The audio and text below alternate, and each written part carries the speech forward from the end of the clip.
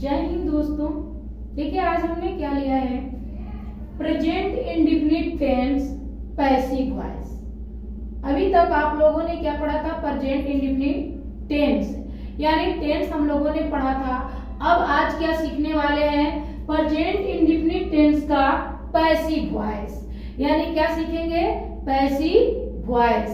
तो देखिए इसका अनुवाद क्या है, यानी सबसे पहले जानेंगे इसका नियम। तो देखिए प्रेजेंट इंडेफिनिट टेंस में क्या होता है, उसका नियम होता है सब्जेक्ट प्लस ना वर्ब।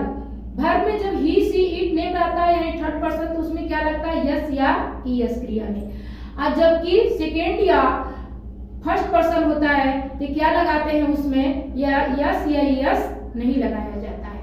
तो यहाँ पर देखिए इसकी क्रिया क्या है, यानी नियम क्या है, एक subject plus is are am क्या लगेगा, यानी जब ही सी इट नेम रहेगा उसके साथ इज लगेगा, बहुवचन रहेगा तो उसके साथ आर लगेगा, और जब आई एक इकलौता है उसके साथ क्या लगेगा आपका एम।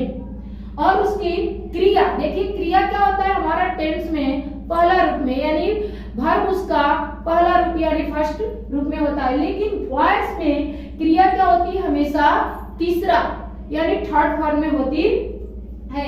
ये आप देखिएगा कि वॉइस में क्रिया हमेशा तीसरा रूप में।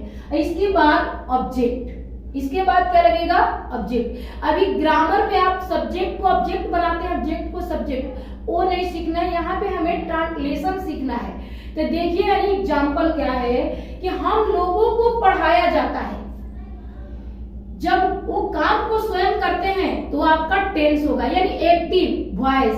ये क्या हमारा है, पैसिव। पैसिव का मतलब इसमें दूसरे के द्वारा, ये काम किसके द्वारा, दूसरे के द्वारा, यानी हम लोगों को पढ़ाया जाता है किसी दूसरे के द्वारा। तो देखिए कैसे बनेगा, इसमें कंफ्यूज नहीं होना है कि ये टेंस है, टेंस नहीं है, ये क्या है, वॉइस है। तो यानी देखिए क्या बनेगा, वी, अभी के साथ क्या लगेगा, आर। देखिए यहाँ से वी आर, पढ़ाया जाता है ना, तो पढ़ाया जाता है पूरा, यानी पे गो या गोज कुछ नहीं लगेगा, क्या लगेगा, पढ़ाना का मीनिंग क्या होता है, टीच, और टीच का तीसरा रूप क्या होगा, टॉट।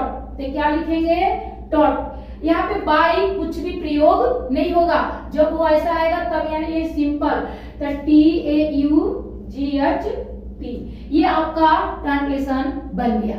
यानी हम लोगों को पढ़ाया जाता है, क्या होगा, वी आर टॉट। दूसरा क्या है, मुझे प्यार किया जाता है, तो क्या होगा, आई के साथ क्या लगेगा, एम, आई एम, और फिर क्या होगा, लवेड ना, LOVED बन गया। इस तरह उसे पीटा जाता है तो क्या होगा, ही के साथ क्या लगता है, इज, ही इज, और पीटना का मीनिंग क्या होता है, बीट, और बीट का तीसरा रूप बीटेन, तो क्या लिखेंगे, BEATEN। इस तरह चौथा, पेड़ काटा जाता है, तो देखिए पेड़ एक है, पेड़ काटा जाता है, तो क्या लिखेंगे, the tree is cut. Cut का तीसरा रूप क्या होता है, कट ही होता है, तो क्या लिखेंगे, CUT। इस तरह आपका पांचवा है, अंग्रेजी पढ़ाई जाती है, तो क्या होगा, इंग्लिश,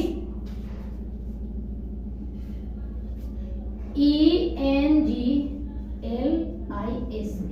इंग्लिश इज क्या होगा, पढ़ाई जाती है, तो टॉट। इस तरह देखिए यह हमारा पांचवा अनुवाद यानी संस्कृत बोलते ये इंग्लिश का पैसिव वॉइस बन गया। इस तरह इस पे यानी ध्यान दीजिएगा, ये नहीं कि ता लगा है तो प्रेजेंट इंडेफिनिट है, लेकिन क्या है, दूसरे के द्वारा किया जा रहा है, क्या है आपका वॉइस। इस पे ध्यान दीजिएगा, इस तरह ये आपका बनेगा। धन्यवाद।